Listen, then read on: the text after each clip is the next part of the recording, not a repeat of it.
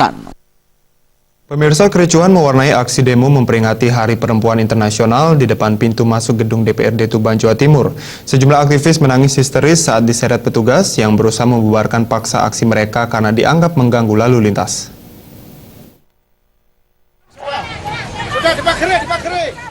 Unjuk rasa yang digelar sekelompok aktivis perempuan ini awalnya berlangsung tertib. Kericuhan mendadak pecah saat sejumlah petugas berupaya membubarkan aksi mereka karena dianggap mengganggu arus lalu lintas di Jalan Teguh Umar, Tuban. Para aktivis yang menolak dibubarkan berupaya melakukan perlawanan, namun petugas terus memaksa hingga menyeret sejumlah aktivis agar tidak melanjutkan aksinya dengan cara menghadang jalan. Atas tindakan ini, sejumlah aktivis pun menangis histeris. Kericuhan baru teratasi setelah petugas melunak. Mereka kemudian mempersilahkan aksi dilanjutkan dengan syarat tidak lagi menghalangi jalan dan langsung menyampaikan aspirasinya di hadapan anggota dewan.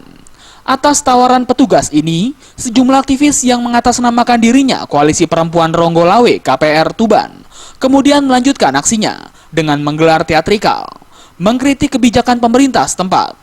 Dalam orasinya, mereka mendesak kepada Pemkab dan DPRD agar merealisasikan 3 perda tentang perempuan dan anak, sehingga tidak terjadi ketimpangan dan diskriminasi, yakni perda tentang pendidikan perlindungan anak, dan ketiga, perda perlindungan terhadap korban kekerasan terhadap perempuan dan anak. Sebab selama ini perda tersebut dinilai sangat mandul dan tidak terrealisasi serta anggarannya sangat minim. Mendesak pada DPR dan Pemda untuk merealisasikan 3 perda. Yang pertama adalah perda tentang pendidikan, yang kedua perda perlindungan anak, yang ketiga perda perlindungan korban kekerasan perempuan dan anak. Karena dirasa bahwa ketiga perda itu mandul, tidak terrealisasi dan anggarannya sangat minim sekali.